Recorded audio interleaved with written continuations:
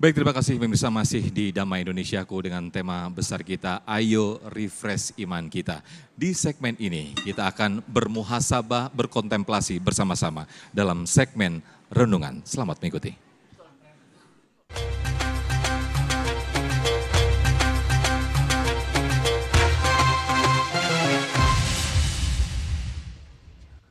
Bismillahirrahmanirrahim. Alhamdulillah wassalatu wassalamu ala rasulillah. Jamaah sekalian yang dirahmati Allah, sudah begitu banyak nikmat yang Allah subhanahu wa ta'ala berikan kepada kita. Mulai dari penciptaan kita yang hanya sekedar dari sesuatu yang hina. Apapun kita saat ini dengan apa yang kita miliki, dengan kekayaan, dengan jabatan, dengan ilmu, semua bermula dari sesuatu yang hina. Allah subhanahu wa ta'ala ciptakan kita. Allah subhanahu wa ta'ala dengan rahman dan rahimnya mudahkan kita untuk sampai di rahim. Lalu dari rahim itulah Allah subhanahu wa ta'ala ciptakan makhluk-makhluk berikutnya. Sampai akhirnya kita menjadi seperti sekarang ini. Tapi perlu kita ingat bahwa kehidupan di dunia ini linabluwakum ayyukum ahsanu amala. Yang dicari oleh Allah subhanahu wa ta'ala bukan yang paling kaya. Yang dicari oleh Allah subhanahu wa ta'ala bukan yang paling tinggi jabatannya.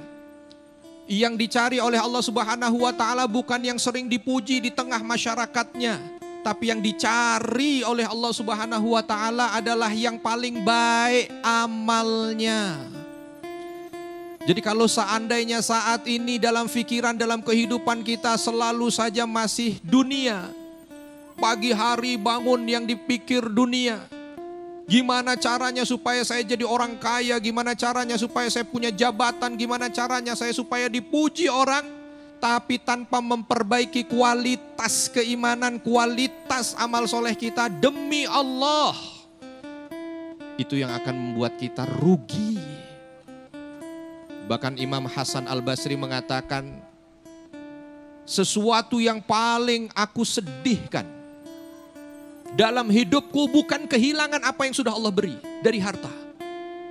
Tetapi sesuatu yang paling aku sedihkan dalam hidupku ketika matahari terbenam, ketika Allah ambil bahagian dari amanah umur tanpa bertambah amal solehku. Maka Bapak dan Ibu sekalian, banyak dari kita saat ini yang dijebak oleh syaitan. Alangkah banyak racun dalam otak kita ini sehingga mempengaruhi hati. Terkadang Bapak Ibu bukan karena kita itu tidak diberikan nikmat oleh Allah, bukan. Tapi karena tidak ada iman yang kuat untuk bisa menerima nikmat itu sehingga kita mampu untuk mensyukurinya. Makanya kadang-kadang kalau kita lihat ada orang ketika dia diberi sakit malaria contohnya. Bukan tidak ada makanan enak mungkin di hadapan dia. Banyak makanan enak dari segala macam bentuk makanan. Tapi di lisannya, di mulutnya kerasa pahit. Bukan karena apa-apa, karena dia sakit.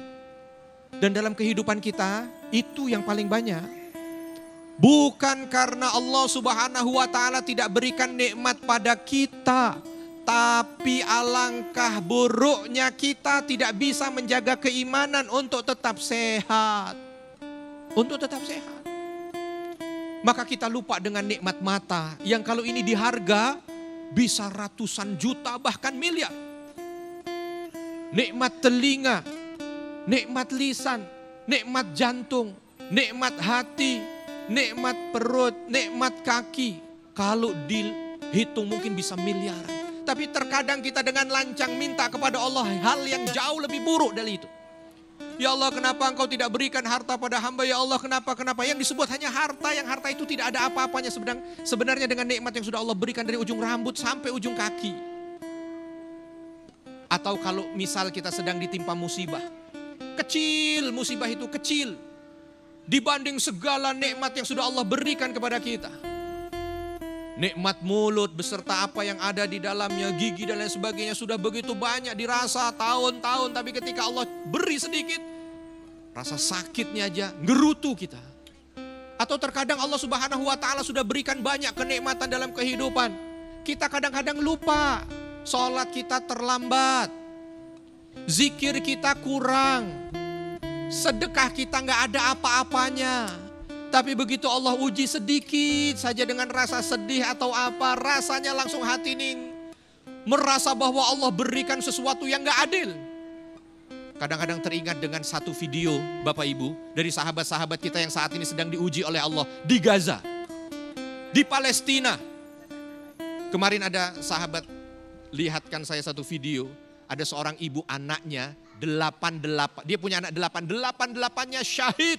Dan ketika mendengar anaknya 8-8-nya syahid, yang dia ucapkan Alhamdulillah. Ini yang penting. Bagaimana dalam kehidupan ini? Bayangkan orang kehilangan harta yang paling dicintai, dia ucap Alhamdulillah. Kenapa? Karena keimanannya kepada Allah luar biasa. Sehingga yang terpenting agar kita bahagia dalam kehidupan, mampu untuk membuat iman kita senantiasa diperbaharui. Assalamualaikum warahmatullahi wabarakatuh.